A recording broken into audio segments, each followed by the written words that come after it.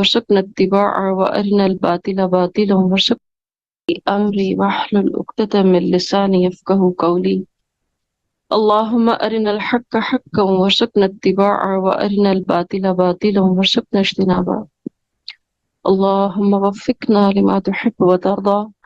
ربي يسر ولا تعسر وتمم بالخير. اللهم انفعنا بما علمتنا وعلمنا ما ينفعنا وزدنا علما.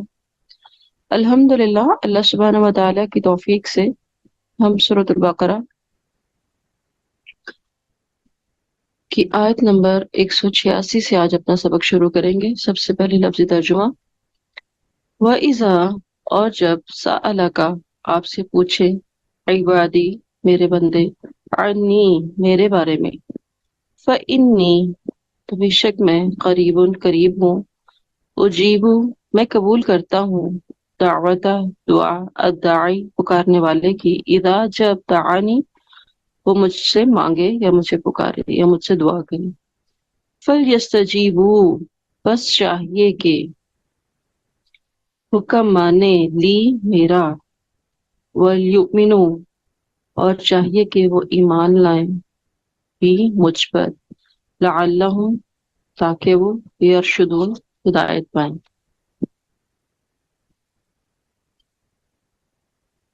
احل، حلال کر دیا گیا، لکم، تمہارے لیے، لیلۃ الصیامی، رمضان کی راتوں میں، روزے کی راتوں میں، رفثا، بے پردہ ہونا، الی، طرف، نسائکم، تمہاری عورتوں سے، تمہاری عورتوں کے، ہن، وہ، لباس، لباس ہے، لکم، تمہارے لیے، وانتم، اور تم، لباس، لباس ہو، لہن، ان کے لیے، علم، جان لیا، اللہ، اللہ نے، انکم، کہ تم، کنتم، تھے تم، تختانون، خیانت کرتے تم، انفسکم، اپنے آپ سے، فتابہ، تو مہربان ہوا یا معاف کر دیا، علیکم، تم کو، وعفا، اور درگزر کر دیا، عنکم، تم سے، فل آنا، بس اب، باشرو، ملو ان سے، باشرو ہننا، ملو ان سے، وبتغوا، اور طلب کرو یا تلاش کرو، ما، جو، کتبہ، لکھ دیا، اللہ، اللہ نے، لکم، تمہارے لیے، وکلوا، اور کھاؤ، واشربو، اور پیو، حتی، یہاں تک کہ یتبینہ، واضح ہو جائے، لکم، تمہارے لیے،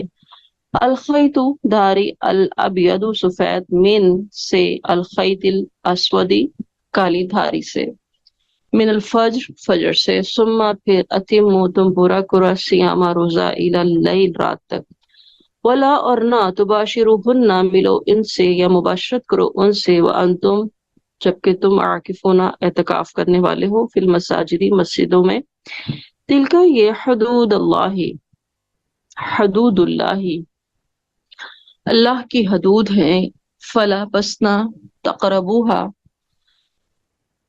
قریب جاؤ ان کے، کذالک، اسی طرح، یبین، واضح کرتا ہے، اللہ، اللہ، آیاتی ہی، اپنے احکامات یا اپنی آیات، للناسی، لوگوں کے لیے، لعلہم، تاکہ وہ، یتقون، وہ پرہیزگار ہو جائے۔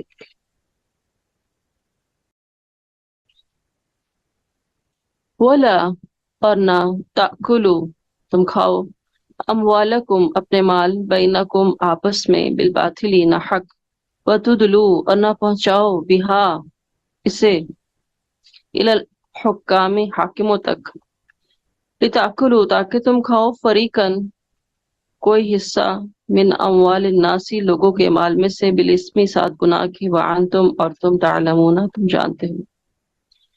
یسألونک، وہ آپ سے پوچھتے ہیں، عن الاہلہ، نئے چاند کے بارے میں، کل، کہہ دیجئے، ہی، یہ، مواقیت، اوقات ہیں، للناسی، لوگوں کے لیے، والحج، اور حج کے لیے، ولیسا، اور نہیں ہے، البر، نیکی، بان، یہ کہ، تأتو، تم آؤ، البیوتا، گھروں کو، من ظہورہا، اس کی پشت سے، ولکنہ، اور لیکن، البر، نیکی، من اتقی، وہ ہے جو پرہیزگاری کرے، واتو، اور تم آؤ، واتو، اور تم آؤ، البیوتا، گھروں کی طرف، من ابوابہا، اس کے دروازوں سے، واتقوا، اور تم ڈرو، اللہ، اللہ سے، لعلکم، تاکہ تم، تفلحون، تم کامیابی حاصل کر لو یا تم فلاح پا لو۔ अल्हम्दुलिल्लाह, ये तो था हमारा लफ्जी तर्जुमा। अब हम इंशाअल्लाह ताला बाब मुहावरा तर्जुमा पढ़ते हैं और उसके साथ इसका मुख्तसर सा मानी मफ़हूम पढ़ते हैं।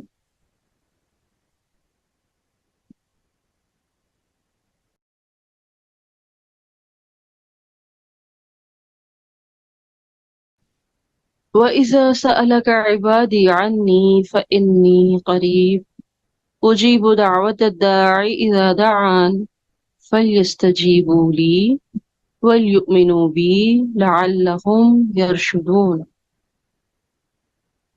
और जब मेरे बंदे आप सल्लल्लाहु अलैहि वसल्लम से मेरे बारे में पूछें तो उन्हें कह दीजिए कि मैं इनके करीब ही हूँ। जब कोई दुआ करने वाला मुझे पुकारता है तो मैं उसकी दुआ कबूल करता हूँ। लिहाजा इन्हें चाहिए कि वो मेरे अहकाम माने और मुझ पर ईमान लाएं। इस तरह उम्मीद की जाती है कि वो हिदायत पा जाएंगे। इस आयत में अल्लाह सुब्हानहू व तआला नबी सल्लल्लाहु अलैहि वसल्लम से ये कह रहे हैं कि मेरे बंदों को बताओ कि मैं उनके कितने करीब हूँ, मैं उनकी दुआ सुनता हूँ। रसूलुल्लाह सल्लल्लाहु अलैहि वसल्लम से बाज लोगों ने पूछा था कि हमारा रब अगर दूर है तो हम उसको बुलंद आवाज से पुकारा करें और अगर करीब है तो आहिस्ता आवाज से पुकार लिया करें। इस आयत में अल्लाह ताला ने सब लोगों को बता दिया कि मैं तो तुम्हारे बिल्कुल करीब हूँ, हत्ता कि तुम्हारी रगे जान से भी करीब। और अल्लाह सुब्हानहू व तआला इस बात को मजीद आगे क्लियर कर रहे हैं कि जब कोई शख्स मुझे पुकारता है तो मैं उसकी पुकार को, उसकी दुआ को सिर्फ सुनता ही नहीं हूँ, कबूल भी करता हूँ। ये जो बात यहाँ पर अल्लाह सुब्हानहू व तआला ने की है कि सिर्फ सुनता ही नहीं हूँ, कबूल भी करता हूँ, ये बात हमें बहुत अच्छे तरीके से समझ लेनी चाहिए। क्योंकि बहुत सारे लोगों का ये ख्याल होता है जो ये कहते हैं कि हम तो बहुत गुनाहगार हैं, आप हमारे लिए दुआ कर दें। यानी पीछे सोच क्या होती है कि अल्लाह तो गुनाहगारों की दुआ नहीं सुनता, कबूल नहीं करता। तो हम चूंकि बहुत गुनाहगार हैं, हम किसी बहुत नेक बुजुर्ग से, अल्लाह के प्यारे से, किसी अल्लाह की मार्फत रखने वाले से दुआ करा लेते हैं। कोई हर्ज नहीं है, जरूर करा लें। जिंदा लोगों में से तो आप जरूर कह सकते हैं कि जी मेरे लिए दुआ कीजिए, लेकिन जो इस दुनिया से जा चुके, जिंदगी उनकी खत्म हो चुकी, ऐसी किसी भी हस्ती से हम दुआ के लिए नहीं कह सकते, उनका वास्ता देकर हम दुआ नहीं कर सकते। अब अल्लाह सुब्हानहू व तआला यहाँ पर ये भी बता रहे हैं कि मैं दुआओं को सुनता हूँ, नेकी करने वालों के भी और गुनाहगारों के भी, अपने हर बंदे की दुआ को सुनता हूँ। और साथ में मजीद क्या अल्लाह ताला फरमा रहे हैं कि मेरे बंदों को क्या चाहिए कि वो मेरा हुक्म माने, मेरी बात माने, सिर्फ मुझसे ही मांगे, औरों से ना मांगे। क्योंकि इस्लाम में दाखिल होते वक्त एक नॉन मुस्लिम क्या पढ़ता है? ला इलाहा इल्लल्लाह, नहीं कोई इलाह मगर अल्लाह। तो इसका मतलब क्या है कि वही एक रब है, वही खालिक है, वही मालिक है, वही राजिक है, वही मुदब्बिर है। तो हर तरह की उम्मीदें, हाजात लोगों से नजरें हटाकर, लोगों से तवक्को हटाकर किस तक रखनी है? अल्लाह सुब्हानहू व तआला तक रखनी है। और फिर जब इंसान अल्लाह सुब्हानहू व तआला के अहकामात को बजा लाता है, अल्लाह की बात को मानता है, वो अल्लाह के सिवा किसी और को नहीं पुकारता, सिर्फ इतनी ही सी ही बात, अभी बाकी अहकामात को तो हम छेड़ ही नहीं रहे ना, सिर्फ इतनी ही सी बात कि अल्लाह के सिवा किसी को नहीं पुकारना। जब इंसान अपने पूरे का पूरा भरोसा अल्लाह सुब्हानहू व तआला पे रखता है, यूनुस अलैहिस्सलाम की तरह, ला इलाहा इल्ला अंत सुब्हानक इन्नी कुन्तु मिनज़ ज़ालिमीन, कितनी मशहूर है ना ये आयत का हिस्सा। आयत करीमा कहते हैं हम इसको, और बाकायदा वजीफा बनाकर पढ़ते हैं हम इसको। کیا یونس علیہ السلام نے کوئی مخصوص تعداد میں مخصوص طریقے سے پڑھا تھا؟ انہوں نے تو ہر طرف سے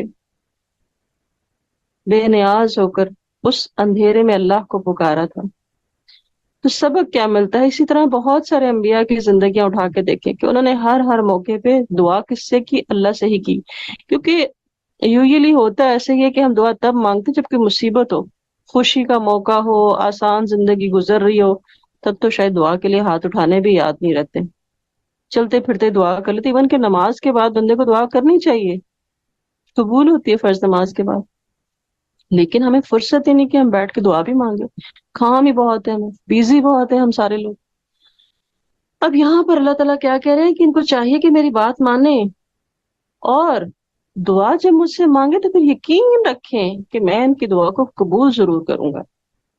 ہمارا حال کیا ہے؟ ہم دعائیں مانگتے ہیں لیکن آدھے دل کے ساتھ، اپنے اعمال کا ہمیں پتہ ہوتا ہے نا، اندازہ ہوتا ہے کہ ہم خود کیسے ہیں، تو اس لیے ہمیں لگتا ہے کہ چونکہ ہم ڈنڈی مار رہے ہیں تو اللہ کیوں ہماری سنے گا؟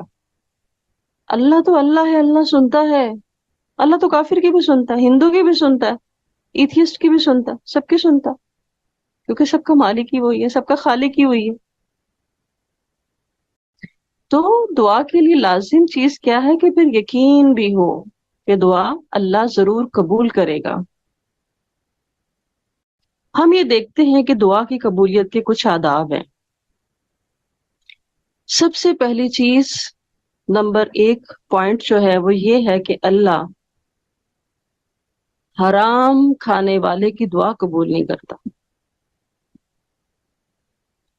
اور دوسری چیز، دوسرا پوائنٹ کیا ہے کہ جب انسان دعا مانگے تو وہ ناممکنات کی دعا نہ مانگے، کہ وہ چیز جو ممکن ہی نہیں ہو سکتی، مثلا ایک انسان ہے وہ ایک چیز کا اہل ہی نہیں ہے، اس کو خود بھی پتا ہے اس کے اندر اتنی صلاحیت نہیں ہے، اگر وہ یہ دعا مانگتا رہے کہ اللہ مجھے یہ بنا دے، مجھے یہ بنا دے، تو یہ تو پھر مذاق ہی کرنا ہے نا اللہ سے۔ اور ایک چیز اور، پوائنٹ نمبر تین جو اپنے ذہن میں رکھنا ہے کہ اللہ کے ہاں دعاؤں کی قبولیت کے اوقات ہیں۔ کوشش کی جائے، ویسے تو اللہ ہر وقت ہر ٹائم سنتا ہے، کوئی مسئلے کی بات نہیں ہے، نہ تو اللہ کو نیند آتی ہے نہ اونگ آتی ہے، لیکن حتی الامکان انسان کوشش کرے کہ قبولیت دعا کے جو اوقات ہیں نا ان میں ضرور دعا کرے۔ اور ایک اور چیز کہ انسان جب دعا مانگے تو اس میں جلد بازی نہ کرے اور مایوس نہ ہو کہ ابھی تک قبول کیوں نہیں ہو رہی ہے، مجھے تو کوئی فائدہ نہیں ہو رہا نمازیں پڑھنے کا، مجھے تو کوئی فائدہ نہیں ہو رہا دعائیں مانگنے کا، جتنا جتنا میں دین کے قریب آ رہی ہوں، جتنا جتنا میں اللہ کے ساتھ فیئر ہوتی چلی جا رہی ہوں، اتنا اتنا میری مشکلات بڑھتی چلی جا رہی ہیں۔ اسی چیزوں سے کبھی نہیں گھبرانا، اللہ چھانے پھٹکے گا نہیں کہ میرا بندہ کتنا میرے لیے خالص ہے۔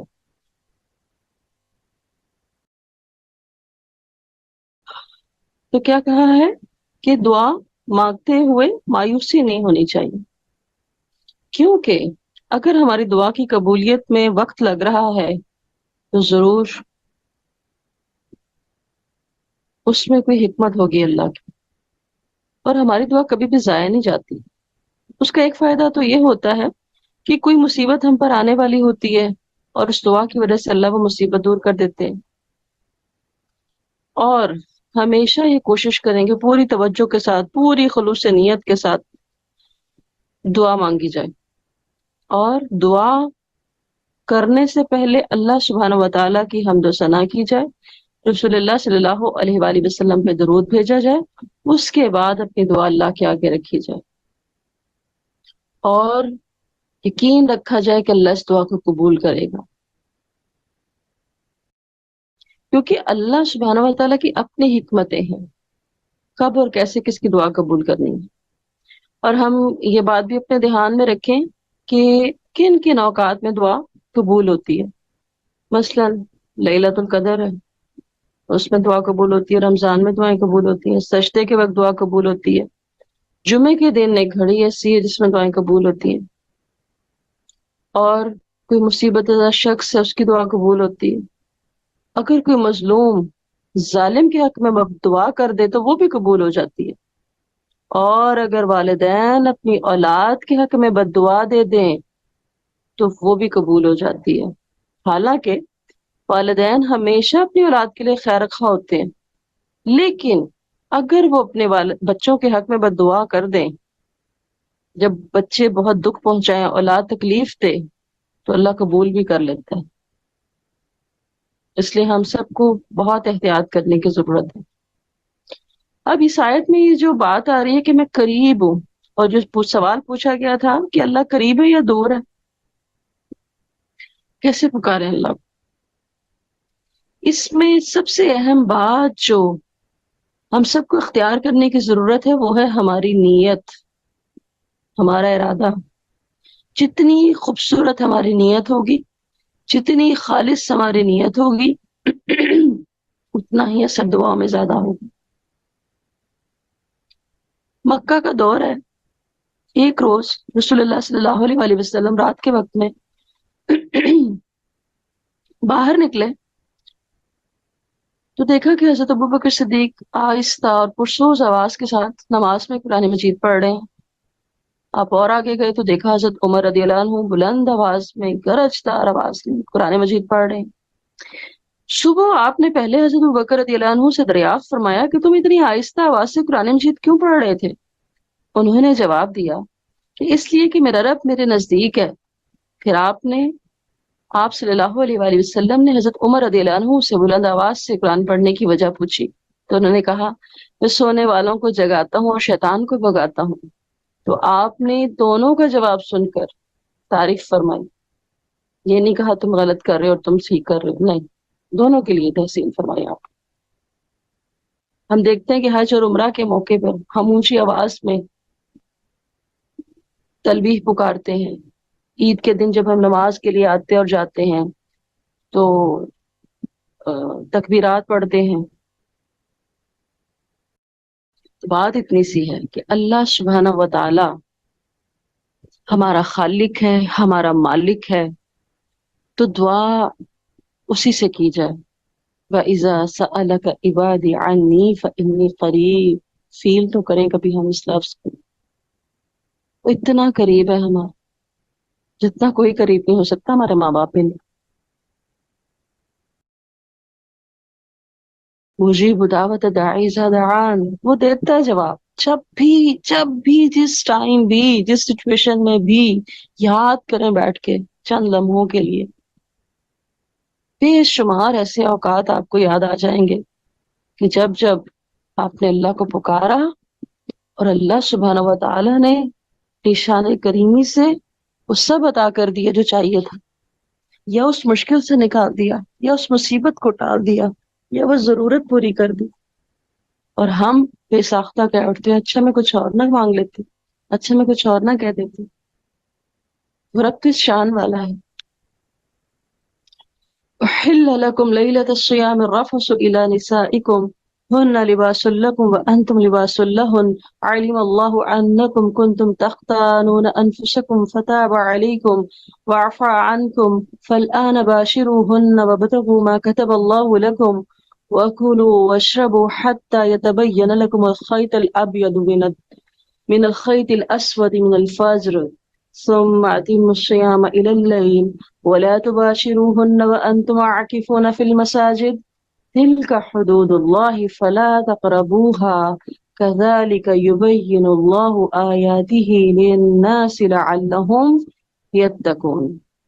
روزوں کی راتوں میں تمہارے لیے اپنی بیویوں کے پاس جانا حلال کر دیا گیا، وہ تمہارے لیے لباس ہے اور تم ان کے لیے لباس ہو۔ اللہ کو معلوم ہے کہ تم اپنے آپ سے خیانت کر رہے تھے، لہٰذا اللہ نے تم پہ مہربانی کی اور تمہارا قصور معاف کر دیا، سو اب تم ان سے مباشرت کر سکتے ہو، اور جو کچھ اللہ نے تمہارے مقدر میں رکھا ہے اسے حاصل کرو، اسے طلب کرو۔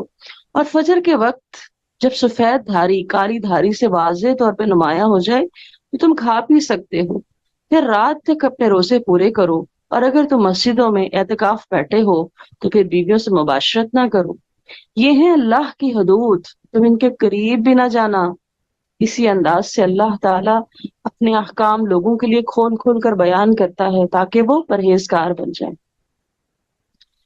اب یہاں پر اللہ سبحانہ و تعالیٰ نے میاں بیوی کے تعلق کو جس پیراہے میں بیان کیا ہے، انتہائی خوبصورت مثال دی ہے۔ کیا فرمایا اللہ سبحانہ و تعالیٰ نے کہ تم ایک دوسرے کا لباس ہو۔ لباس انسان کے جسم کے ساتھ ہوتا ہے، اور لباس اور جسم کے درمیان کوئی چیز حائل نہیں ہوتی۔ میاں بیوی کا رشتہ ایسا ہی قیمتی رشتہ ہے اللہ کی نظر میں۔ وہ ایسا رشتہ ہے کہ جو اللہ سبحانہ و تعالی کو گواہ بنا کر استوار کیا جاتا ہے۔ اور اس رشتے میں اللہ تعالیٰ کیا بتا رہے ہیں کہ تم ایک دوسرے کا لباس ہو، ایک دوسرے کے رازدار ہو، ایک دوسرے کی عزت کے شریک ہو، اور ایک دوسرے کی غلطیوں کوتاہیوں کی پردہ پوشی کرتے ہو، اسپیس دیتے ہو، اون کرتے ہو۔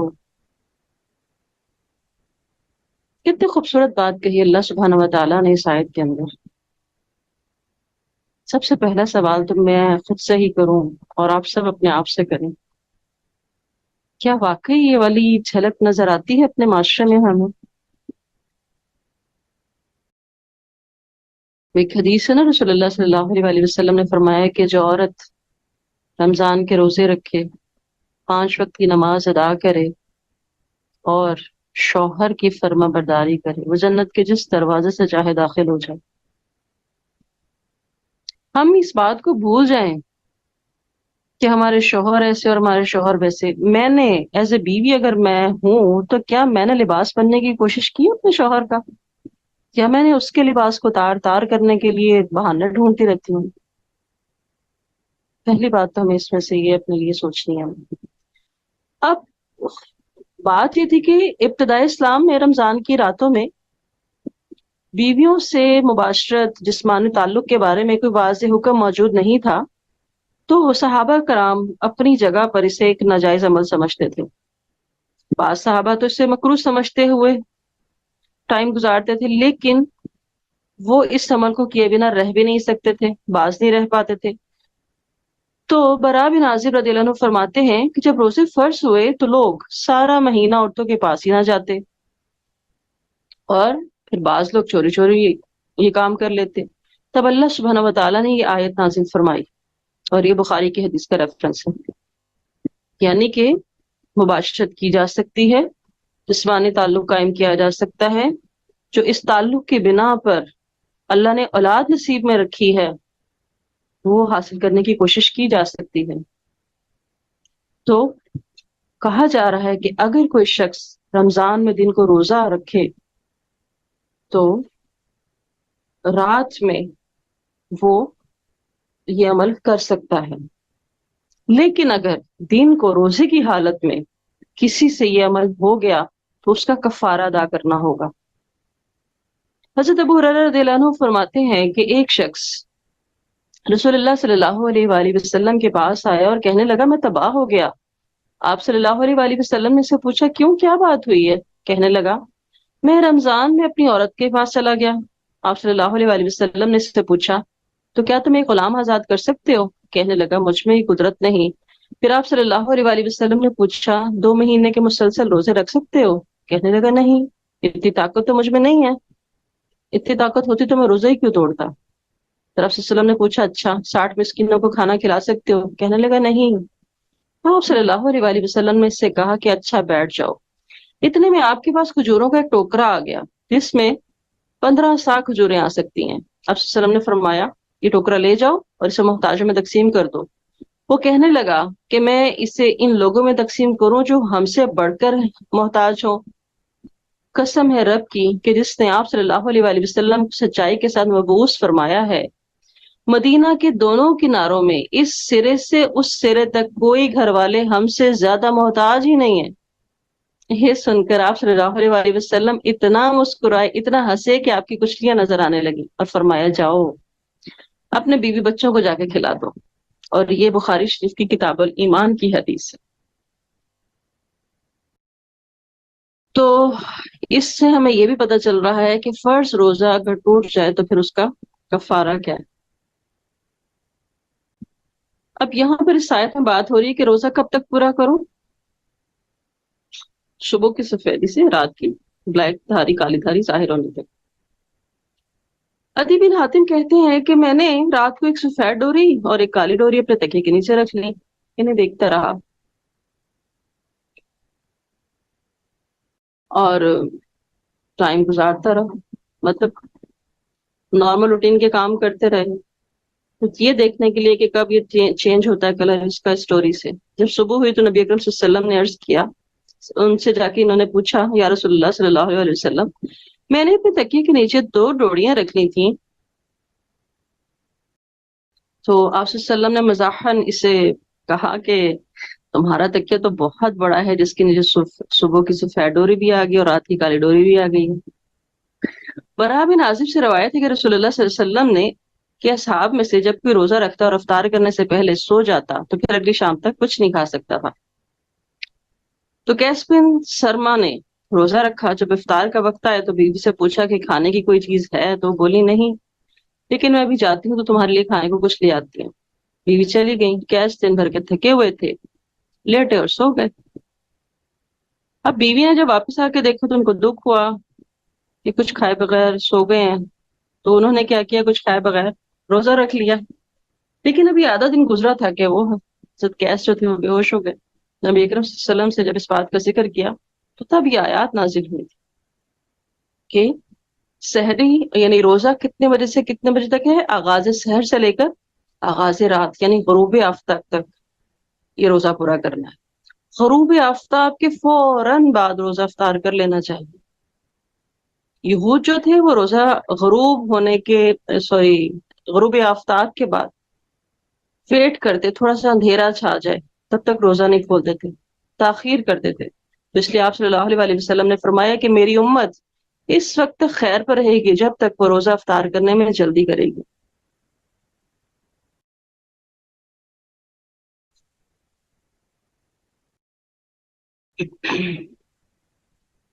اب یہاں پر اعتکاف کے بارے میں ہم نے پڑھا کہ جب تم بیویوں مسجدوں میں اعتکاف کرو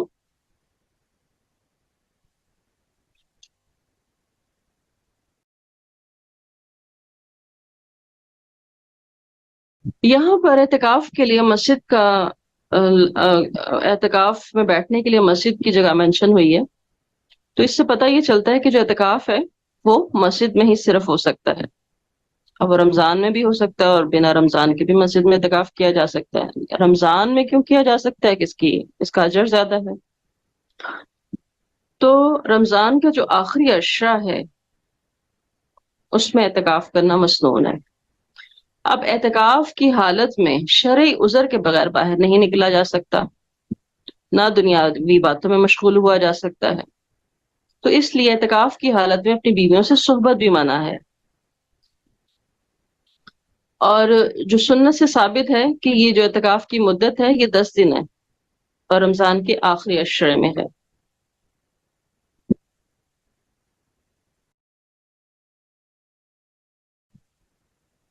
ایک دفعہ رسول اللہ صلی اللہ علیہ وسلم نے رمضان کے درمیانی عشرے میں اعتکاف کیا، پھر جبریل علیہ السلام نے آپ کو بتایا کہ لیلۃ القدر رمضان کے آخری عشرے میں ہوگی، تو آپ صلی اللہ علیہ وسلم نے آخری عشرہ بھی اعتکاف میں گزارا۔ اس طرح اس سال آپ صلی اللہ علیہ وسلم کا اعتکاف 20 دن کا ہو گیا۔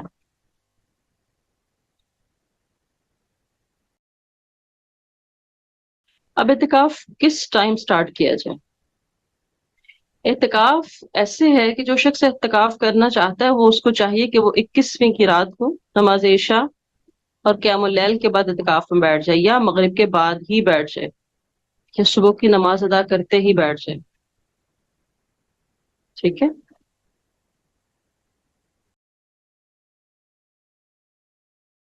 اللہ تعالیٰ فرما رہے ہیں کہ اللہ کی حد کے قریب بھی نہ جانا۔ ایک ہوتا ہے حد تجاوز کر جانا، یہ نہیں کہہ رہا اللہ، یہ نہیں کہہ رہے کہ حد توڑنا مت، اللہ تعالیٰ کہہ رہے ہیں قریب بھی نہ جانا۔ یعنی بہت سارے ایسے کام ہوتے ہیں نا کہ دیکھنے میں تو وہ بہت نارمل لگ رہے ہوتے ہیں، اچھا ہاں اس سے کیا فرق پڑتا ہے، لیکن جب مسلسل انسان اس سے کاموں میں انوالو ہونا شروع ہو جائے نا تو پھر فرق پڑنا شروع ہو جاتا ہے۔ انسان دھیرے دھیرے ڈی ٹریک ہو جاتا. وَلَا تَأْكُلُوا أَمْوَالَكُمْ بَيْنَكُمْ بِالْبَاطِلِ وَتُدْلُوا بِهَا إِلَى الْحُكَّامِ لِتَأْكُلُوا فَرِيقًا مِّنْ أَمْوَالِ النَّاسِ بِالْإِثْمِ وَأَنْتُمْ تَعْلَمُونَ. اور آپس میں ایک دوسرے کا مال باطل طریقوں سے نہ کھاؤ، اور نہ ہی ایسے مقدمات اس غرض سے حکام تک لے جاؤ کہ تم دوسرے کا مال کا کچھ حصہ ناحق طور پر ہضم کر جاؤ، حالانکہ حقیقت حال تو تم کو معلوم ہی ہوتی ہے. اب باطل طریقہ جو اس میں کہا گیا ہے، اللہ تعالیٰ منع کر رہے ہیں کہ باطل طریقے سے مال نہ کھاؤ. ہے کیا باطل طریقہ؟ مثلا چوری کر کے کھانا، خیانت کرنا، دھوکہ دینا، دغا دینا، ڈاکہ ڈالنا، جوا، جوئے کا جو مال ہوتا ہے. اور اب تو جوئے کی بے تحاشا قسمیں ہیں، بے تحاشا بڑی ماڈرن قسم کی قسمیں جوئے کی، کہ وہ حرام لگ ہی نہیں رہی ہوتی، وہ باطل طریقہ لگ ہی نہیں رہا ہوتا ہمیں. سود، یہ بھی باطل طریقہ، اور ساری ناجائز قسم کی تجارت اور سودے بازیاں. خصوصاً اس آیت میں ان چیزوں کا ذکر کیا جا رہا ہے کہ جو اعلی حکام تک رسائی کے لیے ہو، جس کی ایک عام شکل رشوت ہے. مثلا رشوت دے کر کوئی چیز اپنے حق میں کرا لینا، اس کی بے تحاشا صورتیں ہو سکتی ہیں. تو یہ سب کچھ حرام ہے. رسول اللہ صلی اللہ علیہ وآلہ وسلم نے فرمایا کہ میں ایک انسان ہی ہوں جو میرے پاس جھگڑے لے کر آتے ہو سکتا ہے تم میں سے ایک دوسرے کی نسبت زیادہ اپنی دلیل اچھے سے پیش کرتا ہو، اور میں جو کچھ سنوں اسی کے مطابق فیصلہ کر دوں. اور اگر میں تم میں سے کسی کو اس کے بھائی کے حق میں سے کچھ دینے کا فیصلہ کر دوں، اسے چاہیے کہ نہ لے، کیونکہ میں اسے آگ کا ایک ٹکڑا دے رہا ہوں. کیا مطلب ہے اس بات کا؟ کہ ناحق وہ جو چیز ملتی ہے وہ ہمارے لیے آگ ہی بنے گی کل. تو ہم اپنی چرب زبانی سے کیوں ایسی چیزیں ہتھیانا چاہتے ہیں، اور پھر ہم کہتے ہیں ہم بڑے جینیس ہیں، دیکھا میں نے کیسے اس کو بے وقوف بنا دیا. اور ہم تو بڑی چھوٹی چھوٹی چیزوں میں ہی حرکتیں کر رہے ہوتے ہیں. اللہ تعالیٰ ہم سب کو حلال پہ راضی کر دے. اللہم اکفنی بحلالک عن حرامک واغننی بفضلک عمن سواک. یسألونک عن الأہلة قل هي مواقیت للناس والحج وليس البر بأن تأتوا البیوت من ظہورها ولكن البر من اتقى وأتوا البیوت من أبوابها واتقوا الله لعلكم تفلحون. لوگ آپ سے نئے چاندوں کے بارے میں پوچھتے ہیں، آپ ان سے کہیے کہ یہ لوگوں کے لیے اوقات اور حج کی تعین کے لیے، حج کے دنوں کی تعین کے لیے ہیں. نیز یہ کوئی نیکی کی بات نہیں ہے کہ تم اپنے گھروں میں پیچھے کی طرف سے آؤ، بلکہ نیکی یہ ہے کہ انسان تقوی اختیار کرے. لہٰذا تم اپنے گھروں میں ان کے دروازوں سے آیا کرو اور اللہ سے ڈرتے رہو، اس طرح شاید تم فلاح پا سکو. اب سوال پوچھنے والوں کا اصل سوال یہ تھا کہ چاند کبھی بڑھ رہا ہوتا ہے، پھر بڑھتے بڑھتے پورا ہو جاتا ہے، پھر گھٹنا شروع کر دیتا ہے، یہ کیوں اتنی شکلیں بدلتا ہے؟ تو بتایا کیا جا رہا ہے کہ اس کا انسان کی عملی زندگی سے چاند کے گھٹنے بڑھنے کا کوئی تعلق نہیں ہے. اس کی قسمت کا چاند سے، ستاروں سے کوئی تعلق نہیں ہے. اللہ سبحانہ وتعالی اس چیز کی بات کرتے ہیں ہمیشہ جس چیز کا تعلق انسان کی ہدایت سے ہو، عملی زندگی سے ہو. اللہ تعالیٰ نے فرمایا کہ یہ چاند جو ہے تمہارے لیے قدرتی وہ جنتری کہہ لیں کہ یہ وہ طریقہ ہے اوقات معلوم کرنے کا. کیونکہ ہم روزے رکھتے ہیں تو چاند دیکھ کر، عدت شروع کرنی ہے تو چاند دیکھ کر، عدت ختم کرنی ہے تو چاند دیکھ کر، عید کرنی ہے تو چاند دیکھ کر. بہت سارے ایسے ہمارے معاملات ہیں کہ جو چاند کی تاریخوں کے ساتھ جڑے ہوئے ہیں. بہت سارے شرعی احکام جو ہے اس کا تعلق ہے اس سے. ہمارے نمازوں کے اوقات سورج کے بڑھنے گھٹنے سے جڑے ہوئے ہیں، چاند سے. تو اللہ تعالیٰ بتا رہے ہیں کہ یہ اس لیے ہے چاند کا گھٹنا بڑھنا.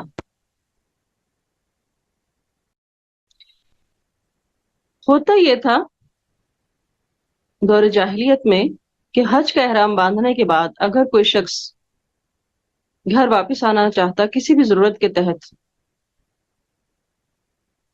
اور اسی طرح حج سے واپسی کے بعد جو لوگ گھروں کو واپس آتے وہ دروازے کے بجائے دروازے کے پیچھے سے یا پچھلی دیوار سے، کسی کھڑکی سے گھر میں داخل ہوتے اور سمجھتے تھے کہ یہ نیکی کا کام ہے.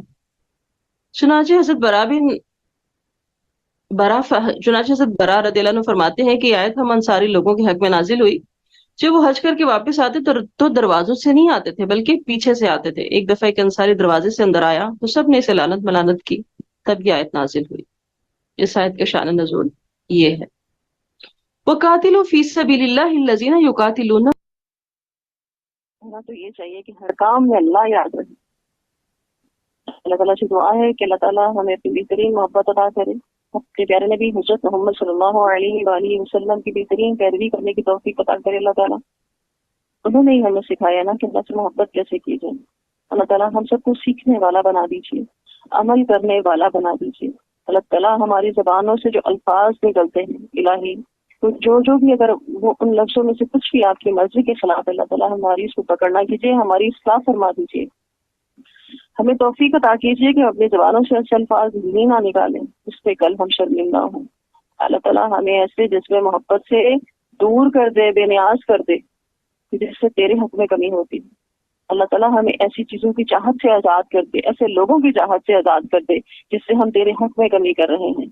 अल्लाह ताला हमें इस दुनिया का बंदा ना बना। इलाही, ये दुनिया तो फना हो जाने वाली है, आपके साथ हमेशा से और हमेशा बाकी रहने वाली है। इलाही, हमें अपनी मोहब्बत, हर चीज़ की मोहब्बत से ज़्यादा आगे दीजिए। सल्लल्लाहु तआला अला खैरि खल्क़िही मुहम्मद व आलिहि व सहबिही अजमईन बिरहमतिका या अरहमर राहिमीन। अल्लाहुम्मा अहसिना आक़िबतना फिल उमूरि कुल्लिहा व अजिरना मिन ख़ज़्यि दुनिया व अज़ाबिल आख़िरह। सुब्हान रब्बिका रब्बिल इज़्ज़ति अम्मा यसिफून व सलामुन अलल मुरसलीन वल्हम्दुलिल्लाहि रब्बिल आलमीन। अस्सलामु अलैकुम व रहमतुल्लाहि व बरकातुहू।